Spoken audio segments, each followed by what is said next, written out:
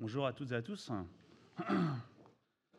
Je m'appelle Samuel, je suis un des responsables de l'église du Pays d'Héricourt, mais pas que, je suis aussi psychologue, mais pas que non plus, vous aurez remarqué que je ne suis pas un pur jus franc-comtois, et que, effectivement, peut-être que mes origines sont un peu plus loin que le Haut-Doubs, dans lequel j'ai vécu mon enfance. Et j'aimerais savoir parmi vous, qui connaît Samsung? Il y aura un léger parti pris dans cette prédication ce matin. C'est une marque sud-coréenne et qui est réputée ici principalement pour tout ce qui est télévision et téléphone portable. Mais pas que. Peut-être que chez vous, vous avez des lave-linges ou des lave-vaisselle Samsung. Mais pas que.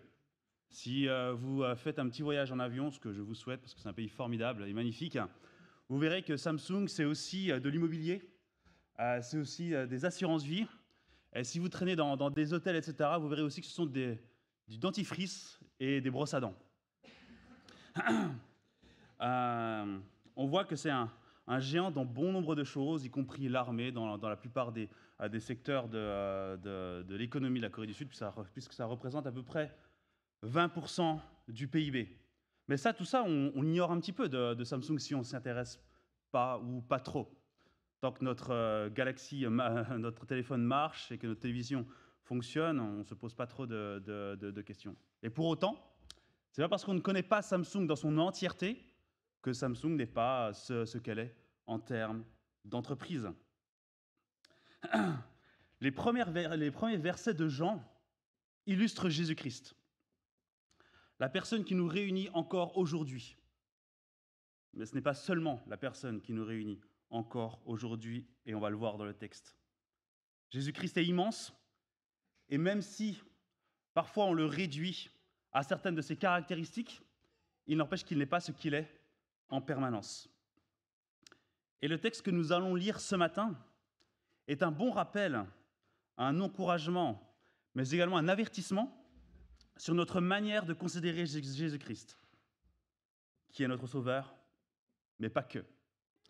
Et je vous invite à lire ensemble, dans le premier chapitre de l'Évangile de Jean, les premiers versets qui s'étendent du verset 1 au verset 18. Et nous allons voir dans ce passage quelques caractéristiques de Jésus-Christ que Jean nous rappelle dans cette introduction de son Évangile. Chapitre 1, verset 1. Au commencement, la parole existait déjà. La parole était avec Dieu et la parole était Dieu. Tout a été fait. Elle était au commencement avec Dieu. Tout a été fait par elle, et rien de ce qui a été fait n'a été fait sans elle. En elle, il y avait la vie, et cette vie était la lumière des êtres humains. La lumière brille dans les ténèbres, et les ténèbres ne l'ont pas accueillie. Il y eut un homme envoyé par Dieu. Son nom était Jean. Il vint comme témoin pour rendre témoignage à la lumière, afin que tous croient par lui. Il n'était pas la lumière, mais il vint pour rendre témoignage à la lumière. Cette lumière était la vraie lumière qui, en venant dans le monde, éclaire tout être humain.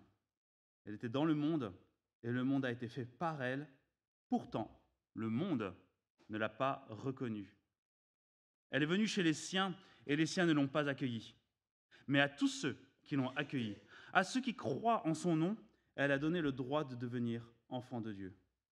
Puisqu'ils sont nés, non du fait de la nature, ni par une volonté humaine, ni par la volonté d'un mari, mais qu'ils sont nés de Dieu. Et la parole s'est faite homme, elle a habité parmi nous, pleine de grâce et de vérité, et nous avons contemplé sa gloire, une gloire comme celle du Fils unique venu du Père. Jean lui a rendu témoignage et s'est écrié « C'est celui à propos duquel j'ai dit, celui qui vient après moi m'a précédé car il était avant moi. » Nous avons tous reçu de sa plénitude et grâce sur grâce. En effet, la loi a été donnée à travers Moïse, mais la grâce et la vérité sont venues à travers Jésus-Christ. Personne n'a jamais vu Dieu. Dieu le Fils, qui est dans l'intimité du Père, est celui qui l'a fait connaître. Jusqu'ici, la parole de Dieu. Qu'est-ce que nous indique ce texte pour nous aujourd'hui à propos de Jésus-Christ? Il y a un spoil vite fait au verset 14 où on voit bien que Jésus-Christ est la parole. Mais il ne commence pas par cela. Dans l'évangile de Marc, par exemple, Marc présente directement Jésus comme le Fils de Dieu. Mais ici, on voit que Jean a une forme de pédagogie, et cela ne rend que plus beau ce dévoilage progressif des caractéristiques de Jésus, de la plus grande et de la plus lointaine de nous jusqu'à la plus intime. Et on voit dans les 2 premiers versets que la parole Jésus-Christ n'a pas été créée. Au commencement, elle était déjà présente. Elle était avec Dieu et elle était Dieu. Et si on considère Jésus de cette manière-là, Jésus, ce n'est pas le poteau avec qui on va faire un foot. Il est une part entière de Dieu, celui qui était là avant toute chose, qui n'est assujetti à personne, ni au temps, ni à une quelconque contrainte. Jésus a toujours été là et il est encore aujourd'hui, toujours présent. Mais pas que. Le verset 4 nous montre que par la parole, tout a été créé sans aucune exception. L'univers inimaginable dans lequel nous vivons, chaque atome constituant notre terre, nous-mêmes, a été fait par la parole et rien n'a été fait sans elle. Il y a un absolu ici, parfois mystérieux, mais qui nous montre la toute-puissance de Jésus-Christ. Et le verset 5 précise un élément de la création, la vie.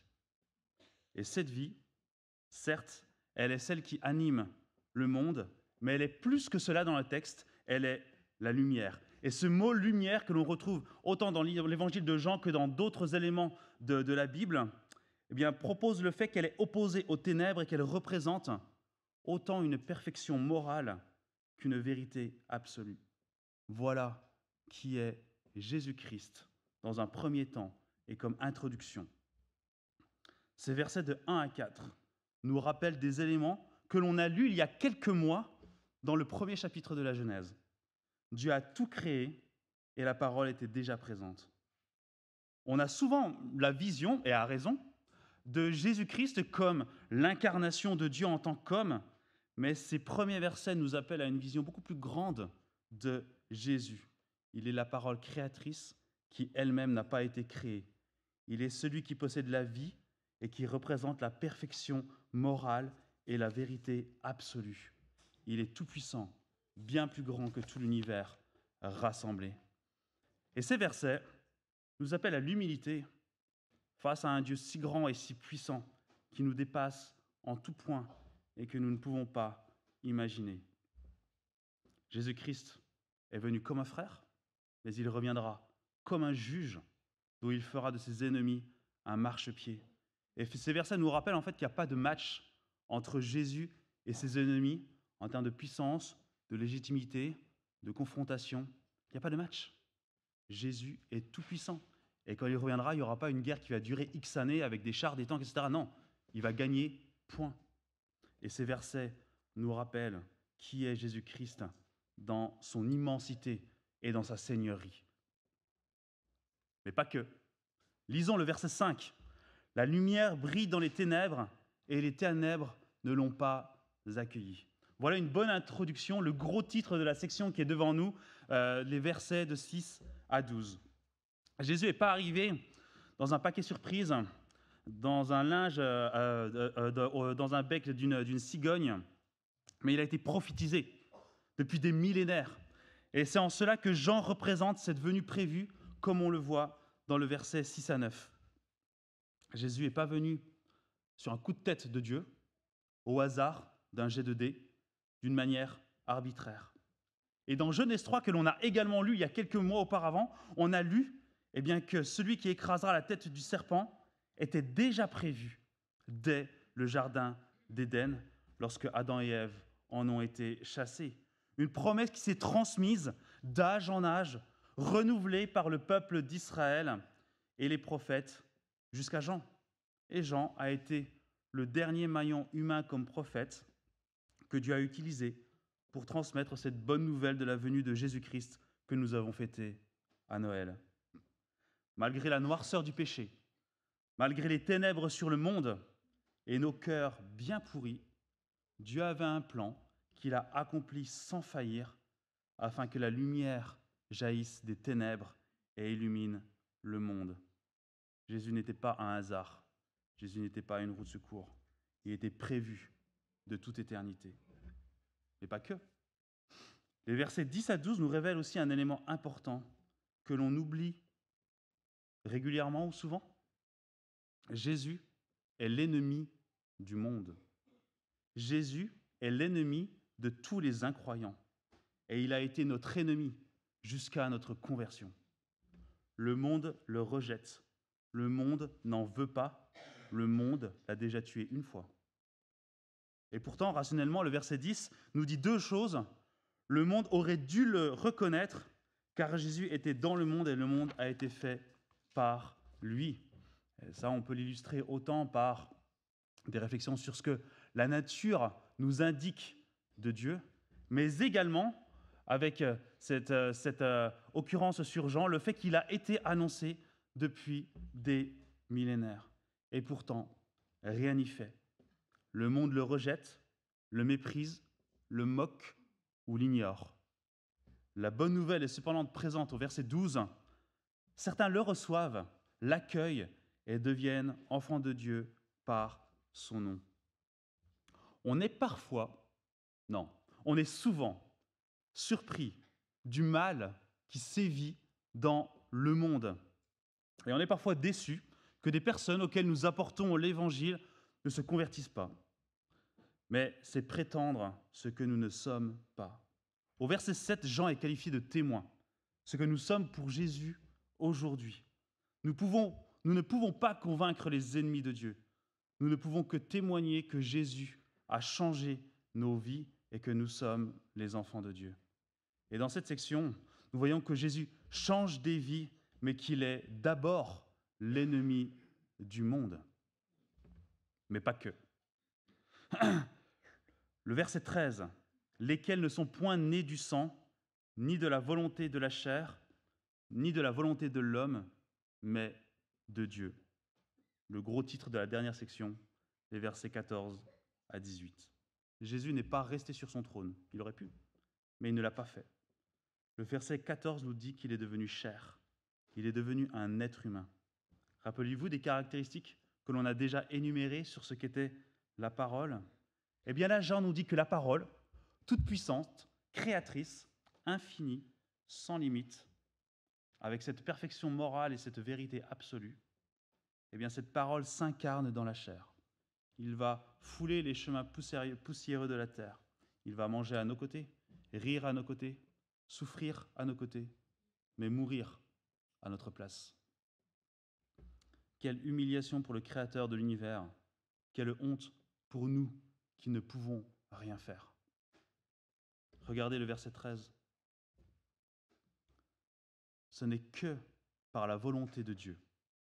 Il dira plus tard au verset 3 que ce qui est né de la chair est chair, ce qui est né de l'esprit est esprit, au chapitre 3, pardon. Pour devenir enfant de Dieu, il faut être né de la volonté de Dieu. Jacques reprend ces mots dans sa lettre en disant « Il nous a engendrés selon sa volonté, par la parole de vérité, afin que nous soyons en quelque sorte les prémices de ses créatures. » Sans la volonté de Dieu, pas de salut. Sans la volonté de Dieu, pas d'enfants de Dieu. Pas de chrétiens, pas d'église. C'est un mystère, mais nous ne pouvons tirer aucun orgueil ni fierté du fait d'être enfants de Dieu. Nos œuvres ne servent à rien. C'est Dieu qui est venu jusqu'à nous selon sa propre et mystérieuse volonté. Sa grâce est source en même temps de remerciements, mais également d'humiliation. Sans la volonté de Dieu, jamais nous ne serions tournés vers Dieu. C'est Dieu qui choisit qui il veut de nous appeler comme enfants, alors qu'auparavant nous étions ennemis.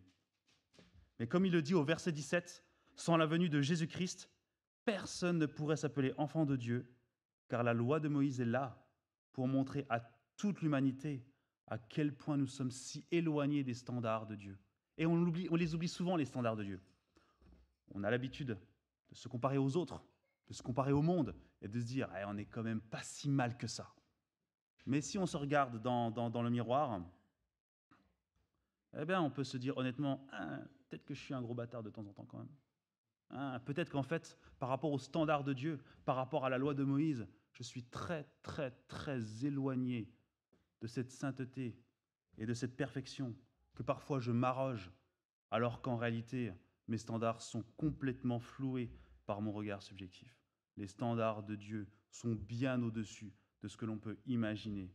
Et par ces standards-là, que l'on peut lire dans la parole, alors nous ne pouvons que constater qu'il n'y avait que la grâce de Dieu et Jésus-Christ qui pouvaient nous sauver de cette mort et de ce destin tragique.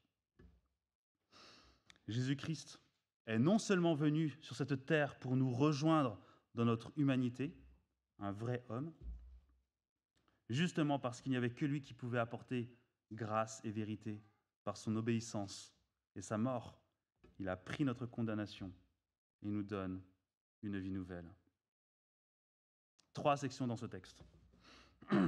Gardez ces éléments en tête. Essayez, parce qu'on sait très bien qu'on garde entre 10 et 20% de ce qu'on écoute. Donc, bon courage. Jésus est tout-puissant, il est Dieu, il a tout créé, il est le patron de l'univers. Jésus est l'ennemi du monde qui est venu pour vaincre le serpent comme prévu depuis le commencement. Jésus est venu en tant qu'être humain pour nous ôter notre condamnation et nous apporter grâce et vérité dans nos vies dépravées. Jésus, qui est présenté dans ce début de chapitre, capte toute notre attention parce que ce qu'il a fait est concentré sur le sort tragique de chacune de nos vies. Et cela nous aide dans plusieurs éléments de nos vies en tant que chrétiens. Parfois, nous pensons que Dieu ne s'occupe pas de nous, qu'il nous laisse dans la galère, qu'il nous ignore. On a l'impression que nos prières sont silencieuses, mais ces impressions, elles n'appartiennent qu'à nous.